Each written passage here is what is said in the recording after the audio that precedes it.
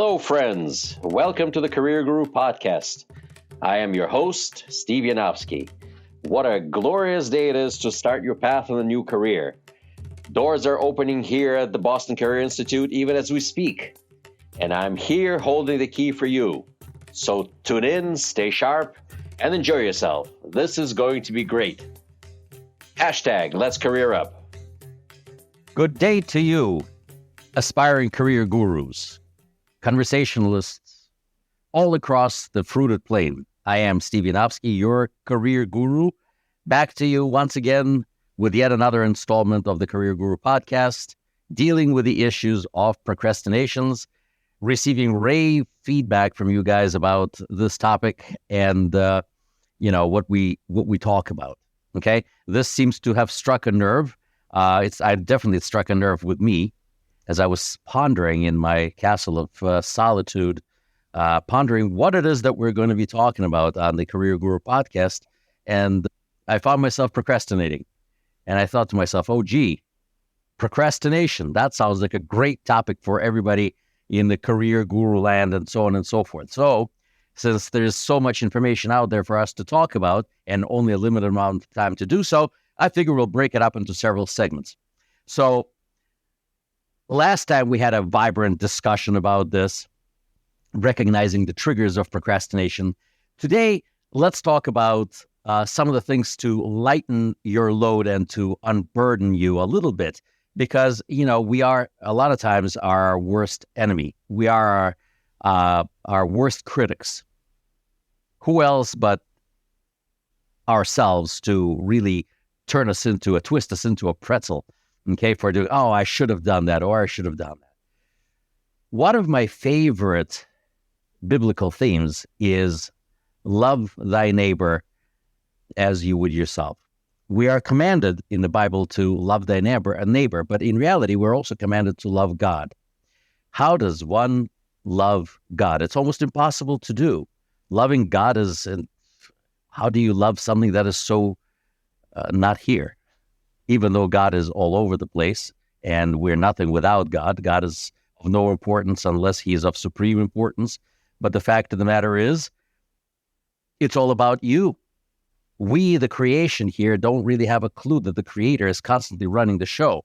And we are commanded to love that creator. And that creator also tells us, love thy neighbor. How does one love thy neighbor and love God? Those two things are intrinsically connected. As we know, we are created in God's image. Not necessarily that God has 5 fingers, 10 fingers, 10 toes, a head and a body. The creator doesn't have one of these things. But it's the way that his spirit permeated into that pile of mud that was fashioned into a human. And thus, psychologically, emotionally, if you will, spiritually, we are one with the creator. And therefore, once you realize that each person is made in God's image, it becomes sort of easier for us to love the creator by loving your neighbor. But as we also know, charity begins at home. So if you're going to love your neighbor, you better love yourself a little bit. So, is this a Sunday school class we're having here? No, it is not. We are talking about procrastination, and we are talking about, doing a number on ourselves when we find ourselves having not completed a task or not even having started the task at all. And we're going to be sitting there and saying bad things or thinking bad things about ourselves. We're going to find emotional support groups with people just like us who are, in agreement with you. Yeah, you darn tootin' you should have done it, and maybe you're just not a very good person. Keep that away from yourselves. We're not going to get into that. There is absolutely no reason for us to castigate ourselves, to chastise ourselves, rather, and once again, twist ourselves into this pretzel that is impossible to get out of, this funk of disability, almost, for us to be unable to straighten ourselves out and do what's right. So, begin to like yourself.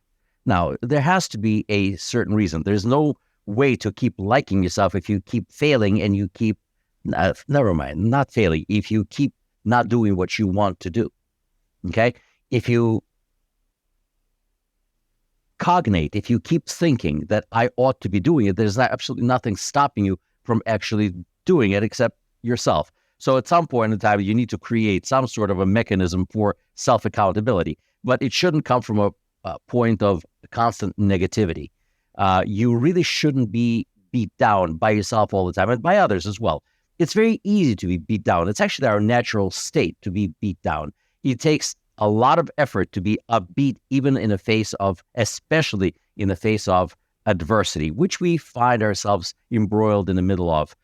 By the sweat of our brow do we earn our daily bread. That means that, we have to physically and spiritually and emotionally invest ourselves into earning a living and to take care of our families. And of course, these projects, whether they're at work or whether it's mowing your lawn, it doesn't matter what it is, or picking up after yourselves after you had dinner. Don't just, these are all these things, washing dishes or doing anything else. Procrastination is killing all of us here. This is not the way to go, and we're going to keep eating ourselves, but it's counterproductive. So let's not do that. Okay? To that effect, it's very important to reward yourself for getting at least something done. Small victories, small rewards, or big rewards. So give yourself a reward. Give yourself a pat on your back. Give yourself some kudos. Make sure you celebrate your accomplishments and achievements. Okay, give yourself time to recuperate. That's why this Pomodoro technique of 25 minutes on, 5 minutes off, 25 minutes on, or 10 minutes off, whatever the case may be. At some point in time, when you develop that groove, you'll be able to push yourself forward. It is imperative for you to be able to get into that mode of working and resting. At some point in time, you may want to extend your period of activity and decrease your period of inactivity. But that will come with time, because with small victories and small celebrations comes motivation. It comes motivation, and you'll be able to self-motivate yourself to go forward. But there's a caveat here. Don't overdo it. Some people really push the bar so far out, they burn up in the process. Like the story with Icarus. I don't know if you remember any of these Greek fables, that this man with wings wanted to fly up higher and higher and higher. And he was so excited and motivated that at some point in time, the sun's rays just burned his wings and he fell into the sea. So we don't want to do that. This is not something that we want to participate in. So these limits, the limitations that you need to set for yourself, these borders are very specific. That's why this timing technique is very good. And that is going to drive you to actually practice solid time management skills. Okay? Solid time management skills come from this regimentation. Especially if you have your phone, you can ask whatever AI assistant on there to schedule these things for you for a full day in advance while taking into consideration your calendar schedule. This is amazing what we have today. Our productivity should be through the roof, but guess what? It's not. And you're not alone. Remember, there's a whole world of people who are exactly in the same boat as you. Okay? Several things happen with celebrating your victories. You begin to feel good about yourself. Okay? You begin to feel wonderful about yourself. These successes, they keep propelling you forward. Whereas before, you would look at your project with as it would be a daunting task. Now you're looking as something that, hey, what do I unravel next?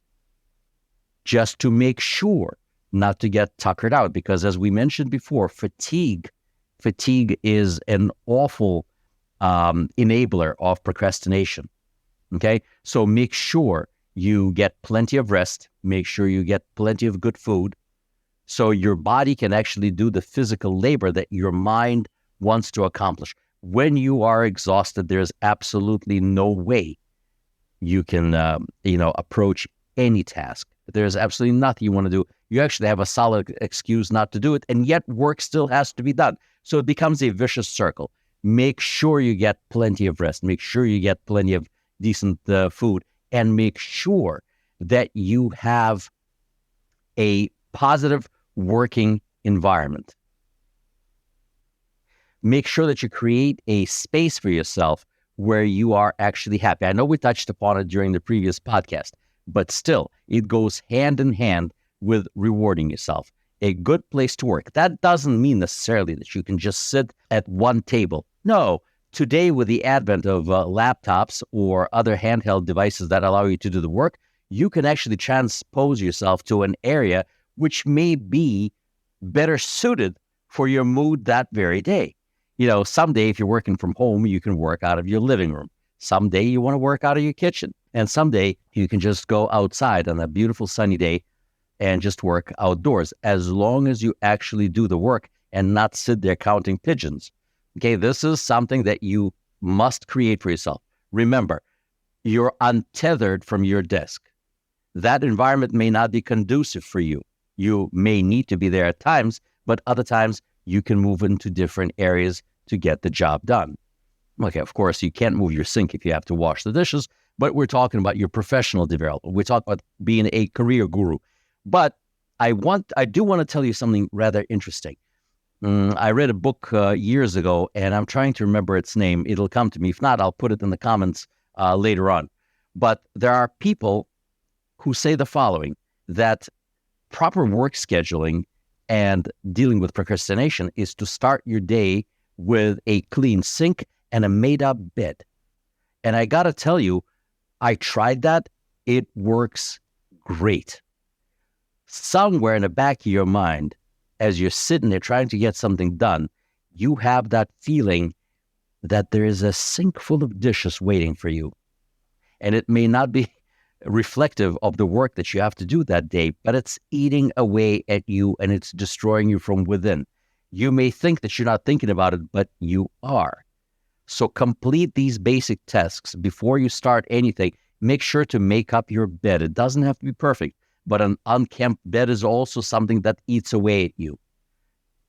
Make sure to finish washing the dishes in your sink so that particular part doesn't eat away at you. Okay? Next piece to our positive attitude segment today about procrastination, about rewarding your success, celebrating small victories, creating a positive environment, is, of course, something that most people don't do, and that's to visualize success. You must visualize success. Some people repeat words like a mantra. Choose what you want to say. I like myself, or I'm a winner. I can do this. I'm going to do this. That's why, for example, if you watch football or basketball teams, they start their games with a huddle, and then they break and say, "Yay!" They yell something out, and off they go to tackle the day. So visualizing success, visualizing victory. You need to sit there, spend a couple of minutes before you get started, and you need to say, I am going to do this. I am going to do this. I can do this. It's within my reach. I can handle it. I'm a good person. I'm a solid professional. I deserve to get this done, or I deserve to get these 5 minutes after my 25 minutes of work. I can do it. I can do it. I will do it. And I can actually see it done. Once you visualize the final product, you are actually self-actualizing this. You're formulating your success within your mind. Okay? As you keep doing this, you will develop these positive feelings within you. You won't even know that it's happening, but this is something that's going to give you that extra oomph. These positive feelings go along with the various chemical changes within the body, within chemistry in the brain. That's why people say, spend more time smiling. As you smile, you activate certain nerves and certain muscle groups in your face that actually worked, backwards toward the brain and create a positive atmosphere within your own mind. And that gives you power. But not only that, it also affects your health, because together with solid sleep and solid diet, and now the actual visualization of success is creating that extra set of chemicals that your brain needs to actually experience happiness and joy, something that comes from winning, something that comes from success. Remember, it takes effort to be successful. It takes effort to be positive. So be positive and stay away from negative people. There are those people who actually drain you of all energy like a vampire. Okay? They're out there drinking your blood. You know exactly what I'm talking about. You actually even know who I'm talking about. Those people are out there. Overall, they mean you well, but their imposition upon you and their philosophy on life is actually draining you of that vital energy that you need to be successful. So detach yourself. That comes part and parcel with creating your environment. Positive environment means to be free of the negative to be free of the influence of the negative people around you. Sometimes when you work in the group, it's almost impossible to do physically. So if you can't build a physical barrier, you must create a psychological barrier. It's not visible. It's not tangible, but it's there. You can even visualize borders and walls around you away from that person. Create these walls. Don't allow these people to get inside your head and to poison your mind with their negativity. Find yourself moving and gravitating towards positive people, people who want to help, people who want to help you, people who want to propel you forward. They're actually, these people actually succeeded themselves. And I told you that before. People who got up from failure again and again and again want to give you a hand up themselves. They don't want to keep it to themselves. Okay? It's the people who got to the place where they were going by some other means rather than their own personal success. Those people will never help you. But people who actually personally succeeded, people who have overcome failure, people who have overcome their own complacency and, yes, indeed, procrastination, okay? These are the people you want to be. You want them to be within your support structure. That's why, for example, every 12-step program has a support structure behind you each time. I'm not telling you that this is a support group, by no means. But in some way it is. You know that the entire Guru Nation is struggling with this. Everyone is struggling with with this. There's very few people out there who actually have beaten procrastination and made activity and movement forward almost a religious experience for them. But too many of us out there are engaged in procrastination and engaged in negativity. You got to stay away from those folks unless they have beaten this and who are actually helping you to move forward. That is that environment. That is your support structure. Okay? And of course, there's a little bit more. There's a lot more to this. There's only so much we can do in these 20 plus minute segments. Okay? But this is, remember, 20, 25 minutes on and 5 minutes off. This, we're all working on this particular schedule. I don't know if you noticed, but these podcasts are somewhere in the zone. It's that way for a reason. Okay? I'm doing this to be with you for this block of time. And I'm going to reward myself when I'm done with this for a job well done. And how do I know this?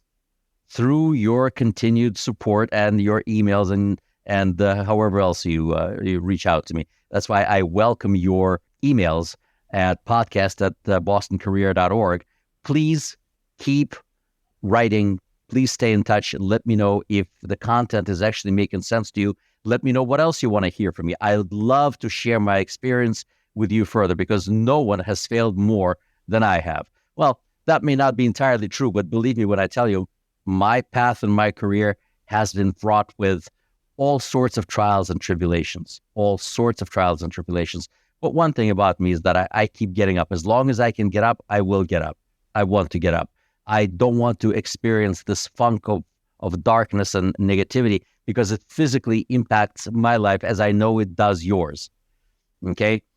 When you are done doing all these things that we're talking about, when you completed a task after you're done celebrating, it's time to turn and look back and to see, what did I do right? What was good? What was not so good? What required improvement? Okay? It's time to evaluate and adjust. Evaluate and adjust. This is the time to look back, to learn valuable lessons from what has happened. Nothing gives you more valuable lessons than failure.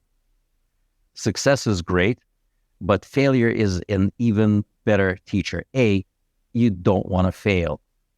B, you can clearly see in retrospect, what they say, hindsight is 2020, looking back to see. Don't let somebody else tell you, you should have done it this way, or I told you so. Oh, that's my favorite. Okay. But it's you. Look back. Take a step by step. Find the root cause of failure and change it forever, permanently. It's that aha moment. See what happened. What did I do wrong? What caused this plan to fail? I can see what happened. It's clear as day. Just, don't wear the rose-colored glasses, but you don't have to wear the black ones either. You don't have to see everything in darkness. No. Like I said, we started. Give yourself a break. Like yourself. Not without any reason, but you started. You're doing it. Great. That's the way for us to go. What is that going to do? It's also going to help you develop resilience. Developing resilience is a topic for a podcast all in itself, multiple podcasts. And perhaps if I, motivate myself well enough, we may be able to come back and, talk about how we develop resilience. Okay? But it's important. It's important to develop this part, to develop thick skin if necessary, and be mindful of yourselves and others. I know it's kind of hard to understand how to be mindful of yourself and others, but these are the parts. Okay, a lot of times when we're not mindful of ourselves, when we're not mindful of the pitfalls that are all around us and the people who are around us, a lot of times that's root causes of failure too. When you didn't take other people into consideration, or you didn't take yourself into consideration. I'll make a note of this. This is something definitely for us to discuss. I'll make a note of this and we'll make a point to talk about this. And of course, last but not least for today is to focus on your future growth, which is part and parcel of developing resilience and celebrating small victories, evaluation and adjustment. That will give you an opportunity to focus on what we started with visualizing success. And this is going to be our focus in moving forward. This is key because stagnation will ultimately make you fall backwards. You cannot stand stagnant. You cannot just rest on your laurels because the world keeps moving forward, as should you. You don't want to be left behind. So focusing on growth in reality is almost like treading water, nice and slow, but you're still treading, okay? But you stayed afloat for a while, got tuckered out, and once you stop treading, down you go. No, you have to focus on growth and keeping up with the world as it changes all around you. But that's what makes it so much fun. Well, I think we've talked enough for today. We've addressed a lot of wonderful issues. My 25-minute Pomodoro clock is about to go ding, ding, ding. And it's time for us to end today's session talking about procrastination and how to beat that vile animal. And with that, my dear friends, I bid you farewell. I look forward to seeing you soon. This has been an absolutely wonderful experience for me today, as I hope it will be for you. God bless you all. This is the Career Guru signing off. Looking forward to spending more time with you really soon. Well, friends and aspiring career gurus, this was fun. Thank you for tuning in. I feel enlightened, I feel empowered, and I'm feeling grateful that we spend time with you. For more information about Boston Career Institute, please visit our website, bostoncareer.org. Boston Career Institute has 3 campuses located in Brookline, Massachusetts, Malden, Massachusetts, and Lowell, Massachusetts. Call our toll-free number, 888-383-6058. For questions, comments, and or information about our podcast, email me at thecareerguru@bostoncareer.org. The Career Guru podcast is available on Apple Podcasts, Spotify, our website, bostoncareer.org, or wherever you stream your podcast. Subscribe, stream, rate, and review our shows. Your rating and reviews help our show reach new audiences.